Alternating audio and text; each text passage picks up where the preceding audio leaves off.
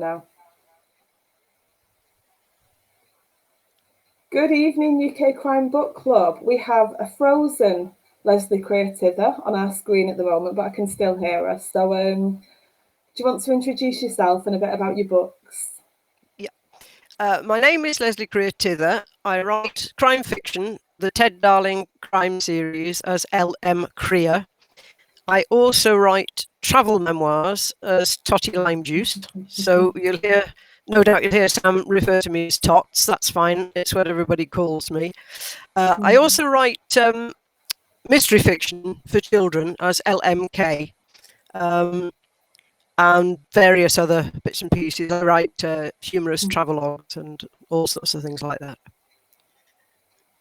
Fantastic. And they can find all sorts at your website as well. So do you want to tell us the link for your website? Yeah, the best place to look is teddarlingcrimeseries.uk without a co.uk. Ted Darling Crime Series. There's also a tottylimejuice.com, but the easiest one is Ted Darling Crime Series. So go on, we're going to have to start with that. Totty Lime Juice. Where did that come from? She's not a stripper, honestly. She was she was a musical star of the very early 20th century, and she was a favourite thing of my late aunt.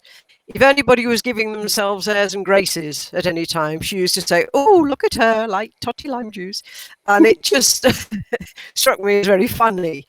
So when I was first setting up social media personalities, I thought, well, there's no other Totty Lime Juice anywhere, so I'm going to be Totty Lime Juice. And when I wrote the travel memoirs, the Sell the Pig series, which is about when and why I moved to France, I decided to go with a pen name, Totty Lime Juice, because, again, you know, if you can be different, stand out from a crowd, nobody ever forgets that name, do they? Let's face it, nobody will ever forget Totty Lime Juice. Absolutely not. That's what I decided to do. So we've already got a comment. I'm just trying to look at the post live on Facebook to see which cheeky monkey made this comment. Sounds like a porn name to me. I don't know who said that. I've just got Facebook user. I shall reply with a very famous quote. You may think that. I couldn't possibly comment. Caroline Maston says hello to us both and lovely to see us. Hello, I'm sorry I'm frozen. I'm actually dancing a jig, you know, like proper Totty Lime Juice musical girl, so it's probably just as well you can't see me moving.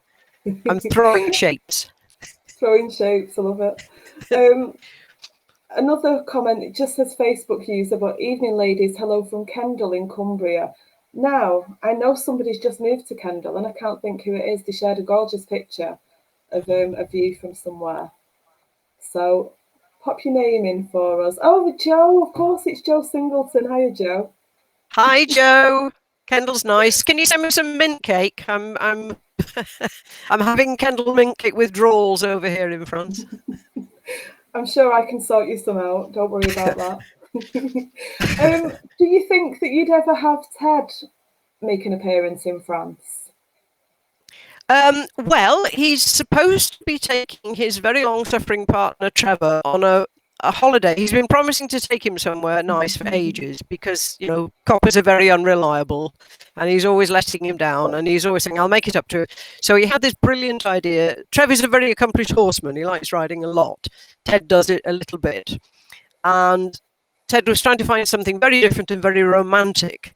So he's booked them a trail riding holiday in Corsica, which is, of course, a part of France. It's a French island.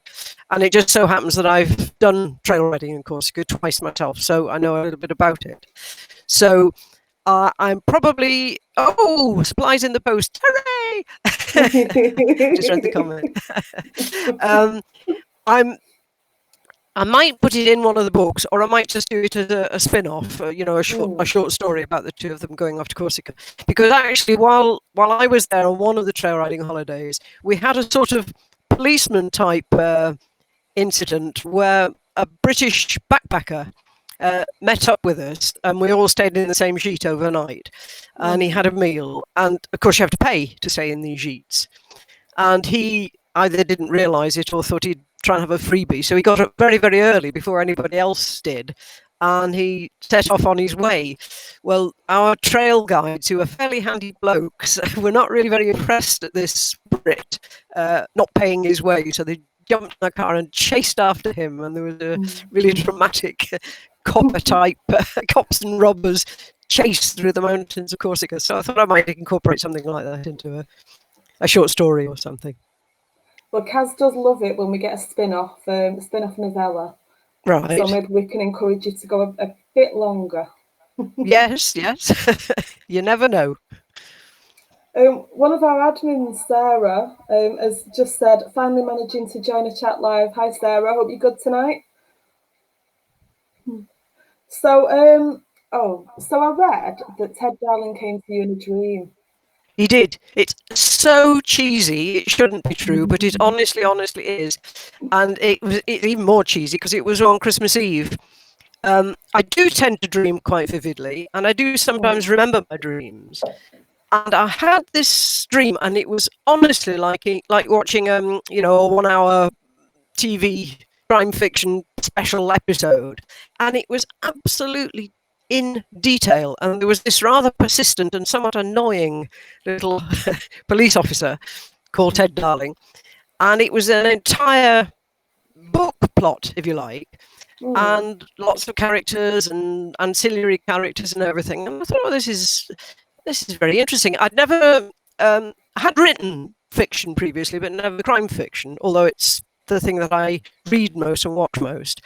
So when I woke up the next day, I took the dog for a walk, and then I thought, well, I'll just write some of it down, and I wrote a chapter. It just came just like that, 3,000 words, very, very quickly. And I have a good friend in Italy she's one of my alpha readers. She always reads my memoirs and things before they're published, and she's from Yorkshire. She's from Yorkshire, so she doesn't take prisoners, and she's very, very blunt, and she's quite capable of saying, no, it's crap. So I sent her the first chapter, and she said, and believe me, this is very high praise from a tyke, she said, I want more. So I thought, this is good. And I just adopted a new rescue dog called Rosie, who was so scared, bless her, I couldn't even get a lead on her, never mind take her out. So I've got a fully fenced garden. I just put her and the other dog out in the garden and said, okay, girlies, amuse yourself. Mummy's going to play on the typewriter. And I just sat down and I wrote it, just like that. So it was clearly meant to be. Clearly, amazing. And has anything like that ever happened since? A lot of the books happen like that. Not so much dreams these days. You think I'm making these up because they're all so cheesy. I actually like ironing. There you are. There's a big secret. My secret fetish. I have some very, very nice antique monogrammed bedding, which was done by my grandmother. So it's well over 100 years old, and it's still beautiful, and I love it. So I iron it, and I always iron in front British television rather than French, so I catch up with the news. And I also like to watch Rip Off Britain with Gloria Honeyford and the others, and sometimes get some ideas from that. I'll see something and I thought, I didn't know that was a crime, or I didn't know it was a current crime. So I get a lot of my ideas, my inspiration from stuff like that, and plus what you see on social media, of course, because that's a mine of information. We've got a comment from Hilary M. Battersby. Hi, Hilary, that says, hello, Tots. Must be cold there since you're frozen, winky face. Hello, Hilary. Oh, what a cheesy joke. We love a bit of cheese. Yeah, this is racial prejudice against Firefox. I'm sure it is, because I can see myself moving perfectly clearly, but it's obviously not coming across. But at least it's functioning. Thanks for the comment. I hope the new grandson. Shout out for Hilary's new baby grandson, Samuel, who's just arrived recently. Congratulations, Hilary and family. Grandchild, baby. Grandchild number 7. Super busy. Oh my word, 7. Wow, that is busy. Yeah. Brian Caves, hi Brian, says ironing is very therapeutic. It can be. Sorry, you missed that one. Brian Cave said ironing is very therapeutic. Yes, absolutely right. I absolutely agree with you. And there's nothing like lying on beautifully ironed, crisp linen sheets. It's very sensuous. Yes. Oh, I just spotted a question. Go on. What made me write Ted's mother as Welsh? I have no control at all over the characters in my book. They just turn up and I'm stuck with them. A lot of people say, well, why did you call him Ted Darling? Because that was his name. When he popped into my head, usually at 4 o'clock in the morning, that's his witching hour. And for those who haven't yet read the Ted series, Ted's mother left home when he was very, very small. Ted's father was a former miner who was disabled in a mining accident. And for reasons, I won't go into the spoilers, but his mother couldn't handle things, so she left. Ted was very little, and he had no contact with her at all for many, many years. And then one day, as I was writing it, she decided to turn up, much to my surprise, as much as Ted's, and she just happened to be Welsh. So I've sort of gone with it. Why on earth not? If it works, it works. Yes. Hillary said he's beautiful. Thank you. Babies. Jolly Denham says congratulations and hi. Congratulations to Hillary and hello to you. Hello. He agrees that we like cheese. Joe Singleton has said, you do my ironing and I will keep you stocked in mint cake. Might be difficult from France. It might be just a little bit. The postage rate would be quite amazing for one thing. Speaking of postage rates in France, France has this absolutely brilliant system whereby there is a special very low rate for posting out books.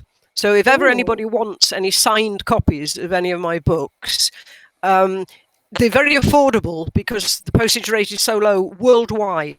It costs me the same small amount to post to UK as it does to Australia or Canada or America. And it's a special thing in France, a special rate for printed matter. Brilliant. More places should adopt that. Yes, absolutely. It shouldn't be so extortionate to be able to read. No, it really, really shouldn't. And I mean, I'm talking something like about, I think it's €1.60 to post to, England, Portugal, Poland. I send books to Poland. I've sent them to Russia because it's very affordable. Yeah. Take note, British government. Absolutely. Don't hold your breath, though. Let's move on before we get into politics. Yes. Kaz has said, you sponsor Stockport Pride or have in the past. Can you tell us a little about that? So you are still involved, aren't you, with Stockport Pride? Yes, I've sponsored them for the last 2 years. I went there last year, and if they manage to hold it again, I'll sponsor it this year. That's because Stockport is my hometown, so I wanted to do something for Stockport. And the Pride people in Stockport are absolutely fabulous. They do so much good work for young people, and they do so much to bring people together. And I'm a big believer in equality for everybody, for everything. So I wanted to do something meaningful. And also, this is a little bit sad, but it's true, so I'll mention it. The Manchester Arena bombing, there was a very well-known young man from Stockport, Martin Hett, who was killed in the explosion. And Pride has the main stage for the event is named after him in his memory. So I was very, very, very pleased to be involved with that and to go and visit them. And while I was over there, they arranged for me to go and do a talk at the local library, and I was on BBC Radio Manchester and all that kind of thing. So it was nice. And I don't know whether I'll get over there again, but I'll certainly continue to sponsor them because they do so much good and they're absolutely lovely people. Gosh, they made us feel so welcome. The Saturday of the weekend happened to be my birthday, and I'd mentioned it on social media, and they turned up at the library with a great big card for me that they'd made and signed and everything. So they're very, very nice. So big shout out for Stockport Pride. Absolutely. Love it. Joe wants to know how long you've lived in France. You've nicked one of my questions, Joe. I moved here in March 2007, so 13 years now, and I am now a French citizen. I have a French passport, so they can't get rid of me. You're a French Mancunian, surely that makes you harder to shift. It must. Cheshirian, did you Yes, say? Cheshire Cat. Cheshire Cat.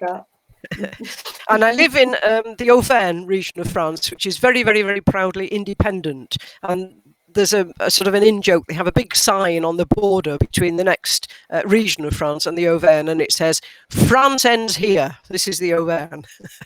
So they're very free, independent people. Jill Pennington says, yeah, Stock Pride was fab. Yes, she came with me. Yeah.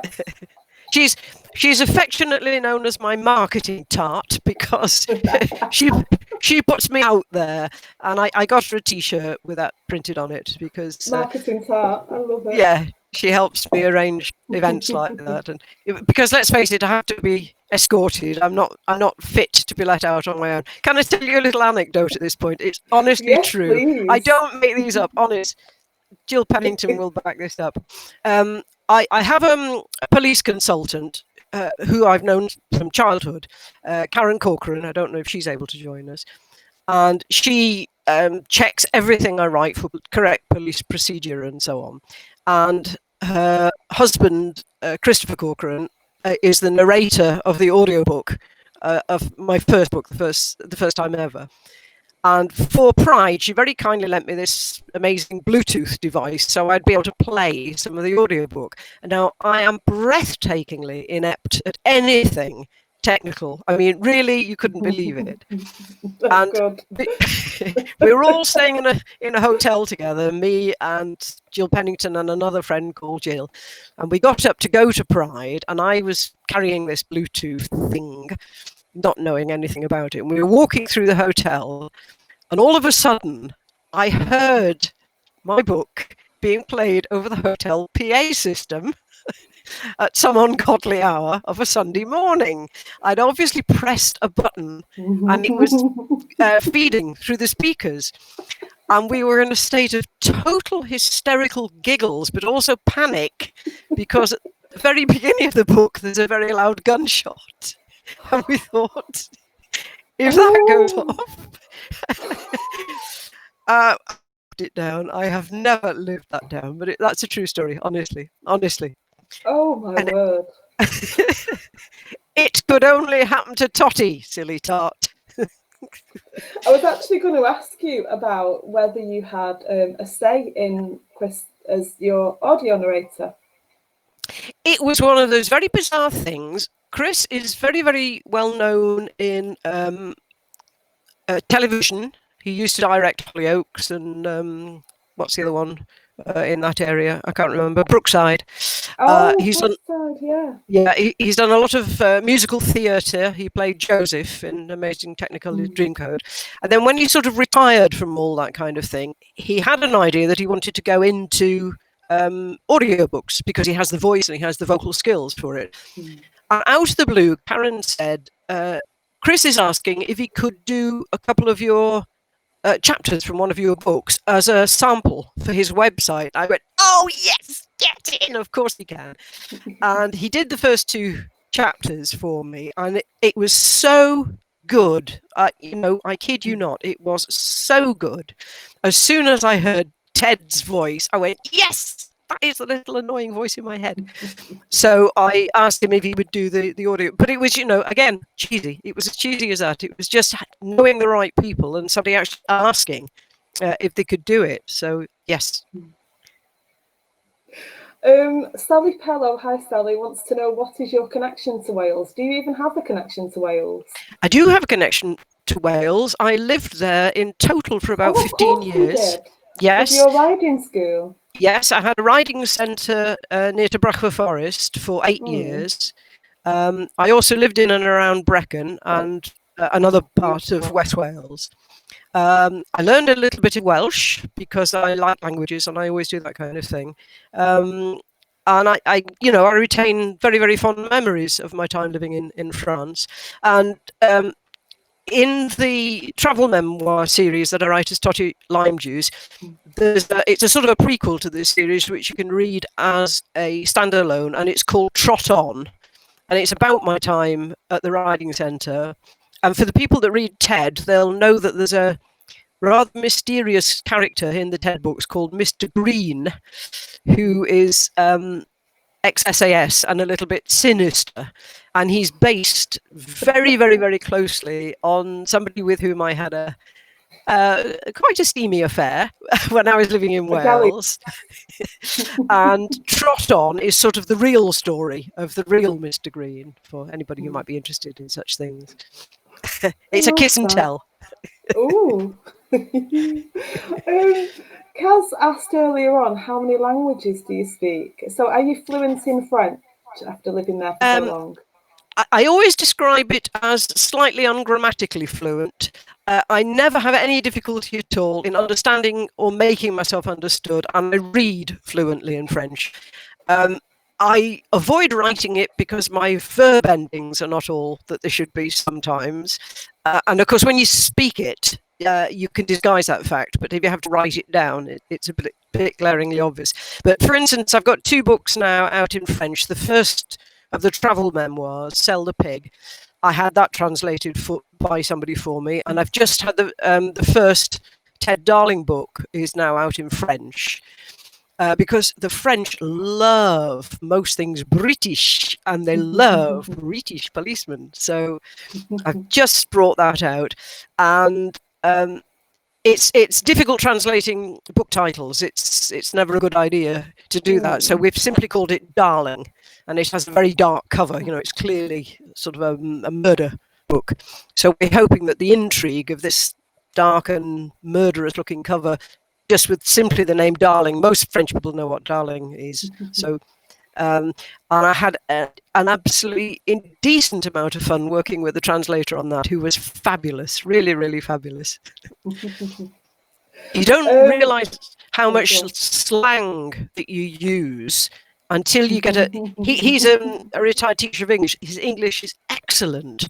But, you know, when you come to things like dob him in, stuff like that, you know, he's going to be, what does that mean?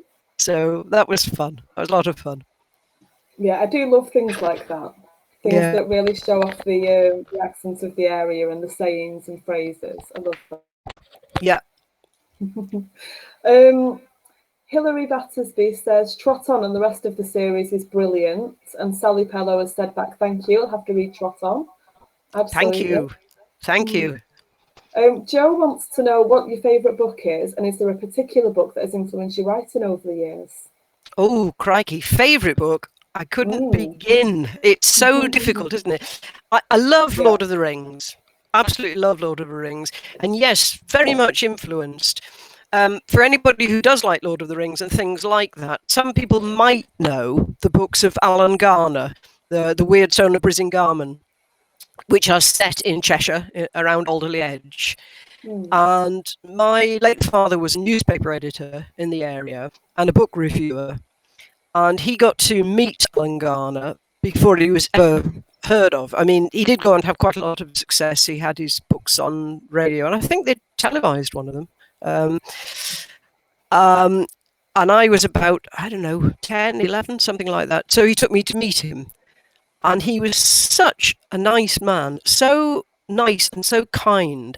And he's still alive, he's in his 80s. He does the most beautiful calligraphy. And he autographed the books for me in this glorious calligraphy handwriting in green biro, I remember. And he used to write to me very, very kindly. And we met him, I don't know, a few times, but he always remembered my name. And that impressed me enormously, that, you know, this very important writing person would actually know who I was. And he used to write to me. And I've got some letters from him. And I thought, oh, I want to do this. I want to do writing things. It's, you know, so that was from quite young. That was my interest. But read his, sorry, go on. Read his books. Alan Garner, The Weird Son of Brisingamen.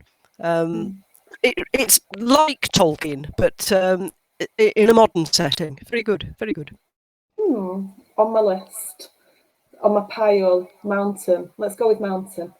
Sally Pello said she thoroughly enjoyed Sell the Pig, and Kaz has said, wow, I love Alan Garner's books. And Sally said, me too. So, yeah. good recommendations. Right. Yes. I'm going to ask you something a bit more important and personal now. How long did it take you to chop that pile of blooming wood? Massive. The word mountain reminded me of it. I didn't have to chop it. It came ready chopped, but I had to haul it and stack it. And it was 6 cubic meters, which is an awful lot of wheelbarrows full. It's a very good workout. Keeps you out of mischief. It sounds it. I doubt it kept you out of mischief for very long. I don't buy it. I'm not having it. Joe Singleton says, thank you. We'll add into my TBR mountain. So he's got a mountain as well. So I know some of the Ted Darling books you said can be read as a standalone, but really the series should be read in order. Are you interested in writing any other series or standalones? I don't know, really. I'm certainly doing 2 more Ted Darlings. In fact, I'm hoping to start next week. I've had a little break from Ted because I've been helping out a friend with his writing project. He needed some stuff for websites and things like that. And I used to be a freelance copywriter. That was my job, writing stuff for other people. So I've just been helping him out a little bit. But, Ted, the little pest, has been pecking away at my head. And there's going to be at least 2 more Ted Darling books, because I've got so many loose ends to tie up from a couple of the last ones. After that, I don't know. It would be fun to do something different. I'm always open to ideas. I'm always looking for different directions to go in. But I'm not always in the driving seat. I just have to do what happens to come. One thing I have done, which might interest some people, is the book I did for younger readers, which is called The Dog with the Golden Eyes. And that's a mystery book. It's aimed at sort of 7+, but I've got a lot of much, much older people who contact me and say how much they enjoyed it. And it's just a little mystery adventure story, really, about a boy and a dog and a baddie and a nice policeman. So I won't ask you for any spoilers, but Kaz did ask earlier whether you see an end in sight for Ted. Do you know, if you do end it, do you know yet how it will end? Ooh, crikey. No, I don't. It'll sort of present itself at some time, no doubt. At the moment, I have a feeling I might get lynched if I finished him off too soon, because, the feedback I'm still getting shows that people still like him. But inevitably, with any character, with any writer, there comes a point where you have to say, really, this is it, because I don't want to be in the... I'm an indie author, independent and proud. I actually was courted, if you like, by quite a good independent publisher who expressed an interest. And I said thanks, but no thanks, because I'm an utter control freak. I am absolute hell to work with because of it. Very, very strong-minded, very stubborn. So it's up to me. I'm not in the position, and I never wanted to be, of a publisher saying just one more, just one more, just one more. When I feel I can't do them justice, then I'll stop and maybe do something else, because I don't want just... We've all seen it, haven't we? With everything, with books, with records, with television series. Stop already, please. That's enough. No more. And at least now I'm in a position that I can say that. No more Holby. They've sent off Rick Griffin. I'm never going to watch it again. That's it. Finished. See, I've not watched that for quite a long time. He's lovely. He chats to me all the time on Twitter. We've got a thing going. Another dalliance across the seas. Is he going to make it into a book? Well, we've been considering that. Ooh. He doesn't know. We're always talking about him in the group. Hugh Corshi it is, of course, that plays him, who's a very, very big, very well-known actor. He's done Star Wars and Royal Shakespeare and all sorts of stuff. But he's a lovely man, and he's a very good sport. He doesn't mind me teasing him. See, that's maybe why I feel like I can get away with teasing you a little bit, because I know that you'll just give it back in bucket loads. Yes, yeah. And I absolutely, genuinely don't do offended. I don't, I believe. Yeah, if somebody doesn't like what I do, it's fine. You don't have to apologize. It's okay. I'm very clear in what I like and I don't like, so I would never deny anybody the right to be the same. It's absolutely fine. Hilary M. Battersby said 2 of her grandchildren loved the book. So that was Right. The dog with the golden children's book. eyes. Oh, that's nice to hear. Thank you. Sally Pellow missed the answer to what made you make Ted's mum Welsh. Can you just give us a recap? She just turned up in my head one day, I had no plans to bring her back, but then she just arrived and she came a maiden name of Jones and a first name of Angharad. So clearly she was a Welsh lady, and I was sort of a bit stuck with it. Joe Singleton has asked, he said he's only just discovered you as an author, so he might be asking something that everyone knows, but do you use any details of senses in your writings, what you can hear or smell or feel? Now, you are quite detailed, aren't you? I try to be. Yes, I try to be. I try to add colour and depth to what I write. So yes, I try to do that, and I try also. It's an old adage. Show don't tell. And sometimes you read a book and say, well, stop telling me. I want to feel it.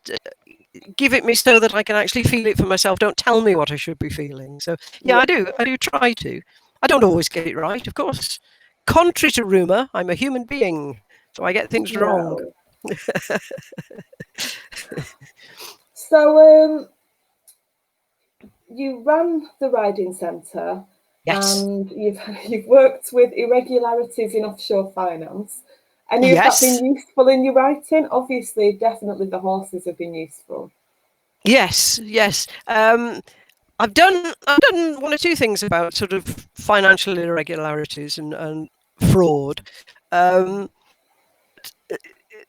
horse thing, particularly for the memoirs, Trot On in particular, it was, what do they say? Quoting Mr. Dickens, it was the best of times, it was the worst of times. We had some fabulous fun at Ryder. Also some terrible tragedies, losing really good horses in horrible accidents. It's inevitable with animals. But I used to do riding holidays for unaccompanied children. They'd come and stay for the week, and they'd be allocated their own pony for the week, and we'd have all kinds of mad adventures. We'd go off on trail rides, wild camping in the forest, all the kinds of things that they would never have done before. And the big highlight, we used to do cowboys and Indians, and we'd all dress up and we'd go rampaging around the forest.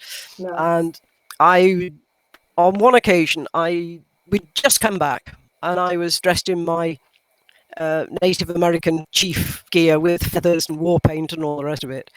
And we were just putting all the horses away, and somebody came to ask about dressage lessons, because I taught serious riding as well, and I completely forgot that I was standing there wearing war paint and feathers. And I was saying, yes, I do that, and I've got horses trained up to elementary, and she was looking at me, and I could see, and I thought, oops. So I said, yes, really, I do serious riding as well as this. We've just been playing cowboys and Indians like you do. As one does. Kind of thing that I'd do. Joe Singleton has done a little plug for us in his question. So he's saying, UK Crime Book Club have currently got a great collection of short stories out called Criminal Shorts. Thanks, Joe. Do you write any short stories? So do you still write short stories occasionally? Very, very rarely. I've got out of the habit, really. But as a freelance copywriter, I used to write absolutely anything and everything that you can imagine. Chances are, if you've ever seen, I retired 6 years ago now, but prior to that, if you've ever seen online catalogue for anything, or had one drop through your letterbox, big names. I'm not allowed to tell you who because you have to sign a confidentiality clause, really. But there's a very good chance that I wrote some of it, and often the message from our director is written by me. That's the kind of thing, as a freelance copywriter, you write other people's words, and you can't ever take the credit for it. So I've written all kinds of stuff like that, for other people, but no, I don't think I've written a short story for a long time. When I do write them, they tend to be very, very tongue-in-cheek because I'm somewhat biting sense of humour.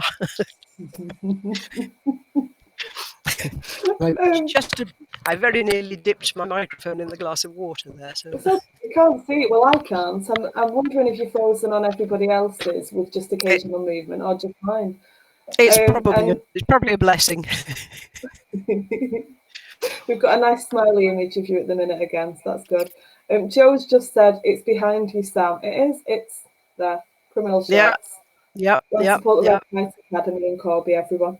So, Sally says, apologies for missing your answer, technology problems. Oh, tell me about it. Tell me about it. Oh, my word. So, tell us about your time in journalism.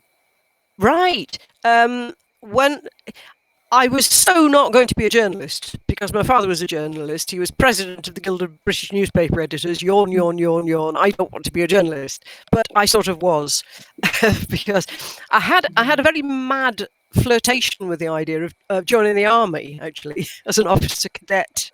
Just when I think you can't surprise me anymore. And this was in the days, of course, when it was the Women's Royal Army Corps, completely different from the army. And I was actually selected to go for interviews and all sorts of things. So I went to spend a weekend at Camberley, the Women's Royal Academy for Makey Learny Soldiers. And it was just so not me. I couldn't wait to get out of there because they were all skipping about like, sort of boarding school girls. So I thought, well, for goodness sake, I know I can write, so I'll better go and do journalism. So I went and did 12 months pre-entry training at Harris College, Preston, learning. I shouldn't really talk about such things, I suppose, because it's borderline political, but dear old, what's his name, Tommy Robinson, that reckons he's a journalist and got arrested for contempt of court. Had he actually been a journalist and done the same course that I had done, he would know why that was contempt of court, because we studied essential law for journalists and had to pass an exam in it to a certain standard, and we learned all that kind of thing. And from there, I started with the Bolton Evening News Group on one of their weekly newspapers in Manchester. And I stayed in journalism for about 10 years. And then I'd sort of married into the army. Goodness knows why. I still don't know why. It's one of those things you think, I think I'll do this. And then you think, I wonder why. And I then went to Germany for 4 years, where I was assistant editor of the Forces newspaper out there. And then I thought, nah, this isn't me. I'm not at home in this element. So we bought the riding centre, and I moved back to Wales and sort of waved bye-bye to the army and met the real Mr. Green and was very naughty. And that was the end of my marriage. That's very honest. I'm an honest person, honestly. My autobiographies are really, really, really honest, and they don't necessarily show me in a terribly good light, but I'm not about to lie about it because, I don't do regrets. I really do not do regrets. There's no point. Jill Pennington actually just said, speaking of cowboy, sorry, let me go to the other one. Joe has said, you have some amazing stories. Would you ever consider writing your autobiography? So are you telling me that you've done that? Yes, I have. I have the whole of the Sell the Pig series, 6 books. Oh, of course. Yeah, yes. Of course. They're all entirely autobiographical and very frank. Really, very, very frank. I've actually had some bad reviews because people say they're too frank. How can you be too frank? You can't. Yeah. you can't lie in it, and you can't whitewash it. It happened, and if people don't like me because of what I write about, well, that's okay. But it's what I did, and I would prefer to be honest. Yeah, probably the most biographical in a sense is Trot On, because that really is a warts and all one. This is me, like it or lump it.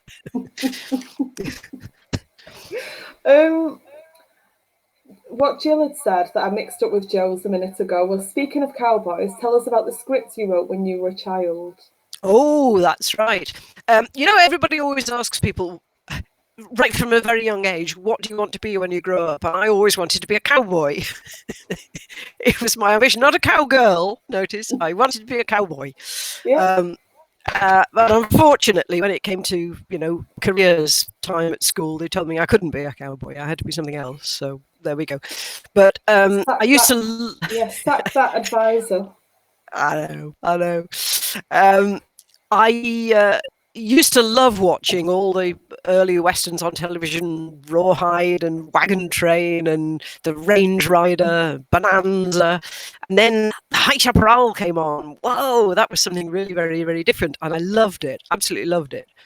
And one day at school, when I was supposed to be doing geography, I think, I decided to write a story about the High Chaparral, featuring all the characters, a script idea, if you like, with absolutely no intention of doing anything with it.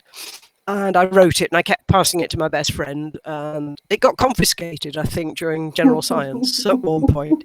But I got it back again, and I just did it for fun. And my friend said, "Oh, this is really quite good." She said, "I'm going to send it to the producer of the High Chaparral." And I went, yeah, whatever, because I thought nothing will ever come of it. And I used to work at the local riding school, evenings and weekends. And I was there one Saturday, and my school friend turned up. She didn't usually come to the stables. She turned up waving a blue email letter at me. And she said, "They want to buy it." And I said, "What?" She said, "They want to buy your story and make it into an episode of the High Chaparral." And I said, "Don't be silly. That's it's a funny practical joke." But no, they did. We had a letter from Xanadu Productions, Screen Gems Studios, saying that they liked it, that it was, clearly an unprofessional piece of work, because it was just something I'd written in a school hidden geography. under your desk in school. Yeah, but they'd like to buy it. They'd like to make me a buyout contract, which means I had no rights to put my name to it or anything. And would $200 be all right? Well, that was an absolute fortune in those days. It came to, in pounds sterling, I think I remember rightly, £84. And I was 16 years old. And when I started as a journalist, 4 years later, I was earning £13.06 a week. So it was a colossal amount of money, absolutely colossal amount of money. I was lucky enough to have an uncle who was a lawyer. He was a judge, actually, a Crown Court judge, who went through the contract for me to make sure it was tight. We signed, and they paid me $200. And they made it into an episode of the High Chaparral. But it doesn't have my name on it because of the buyout. But that was my first commercial piece of writing, age 16. Amazing. Absolutely amazing. I was going to ask which lessons you avoided while you were writing under your desk. So geography and science. Geography and science for that one. Oh, and sport. I never, ever, ever enjoyed sports at all. When we got to sixth form, we were told, because our school sport, I'm going to upset Hilary Battersby. Hello, Hilary, I'm going to upset you now. Because one of our main school sports, being at a school in Cheshire, was lacrosse. And it didn't appeal to me at all, because I'm not a team sports player. Hilary's throwing things at the screen now. I know she is. So when we got to sixth form, I thought, hooray, no more lacrosse. That'll do for me. In fact, I actually took up the violin, so I didn't have to play lacrosse because the practice times coincided. So when we got to sixth form, we were told we could choose a sport for ourselves. And my friend had access to a friend who had horses.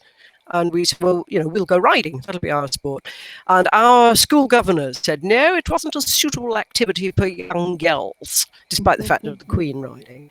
So we said, right, well, we'll do something very ladylike. We'll do judo instead. So we did. We did judo.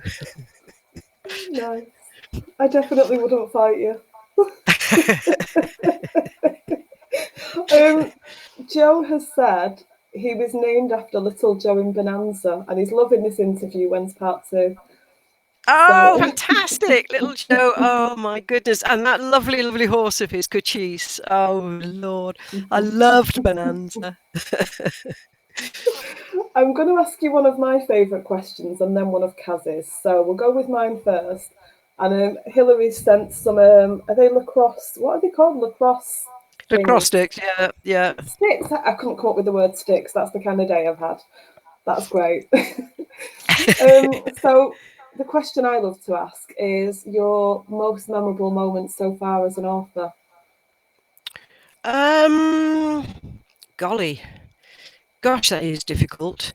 Sorry. Oh, I'll tell you what. Going back to Stockport Pride, like I said, they arranged for me to do an author talk at Stockport Library, and that's where I'd very, very, very first, as a very young child, got my love of books. I think I got a library card when I was 7, and I used to go every week after brownies. So I was very honoured to go there. And, I haven't lived in Stockport for ages. I think I left in 1973. So I was expecting half a dozen people to turn up. And they actually said it was the best and the biggest turnout they ever had for any author talk that they'd advertised.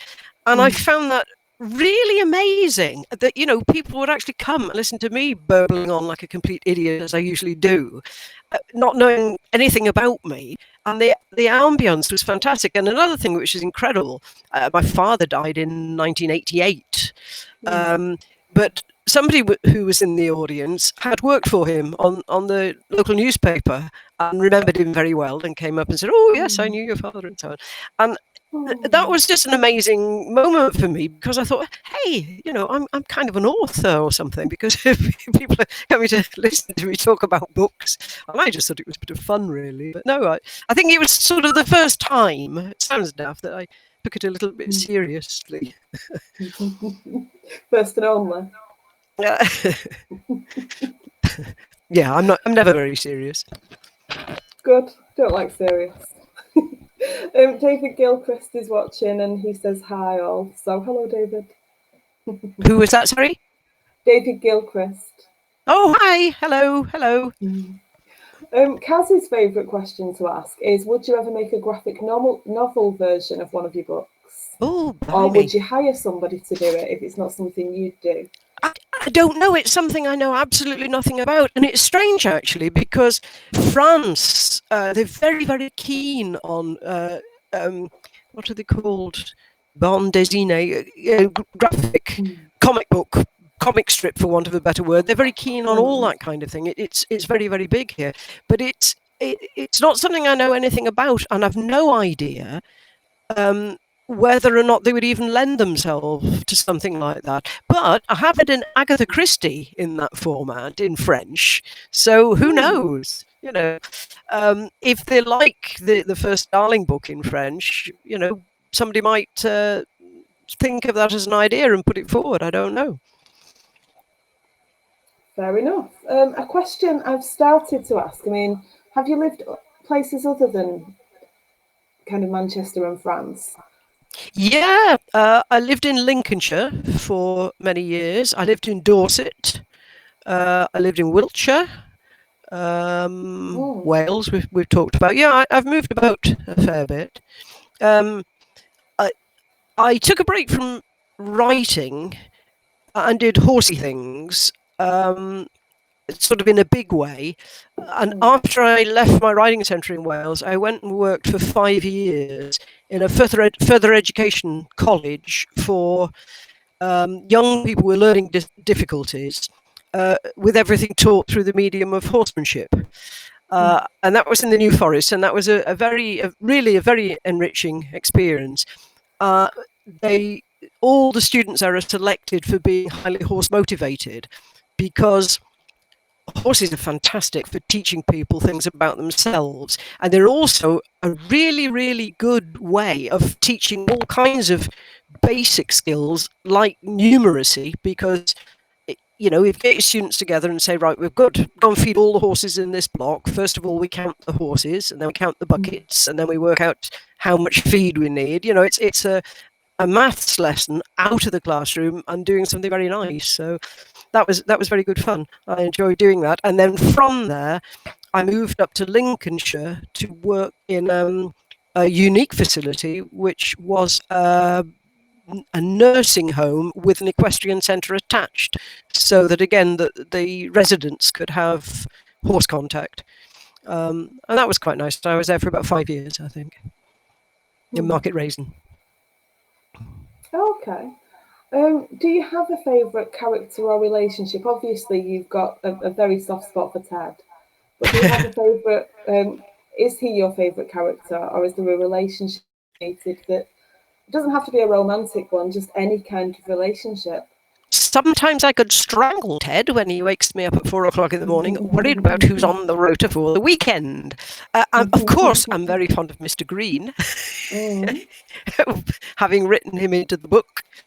Yeah, there's one or two in there that I quite like, and I do tend to base characters on people I've encountered in life. Not anybody too close, because that would be it wouldn't really be quite the thing, but I base them on the types of people. And of course, as a journalist, I was a court reporter for many years, so that was a very good source of knowledge and information. And I also, on a couple of the weekly papers, my first job of the day was always to go via the police station and find out what was happening in the area.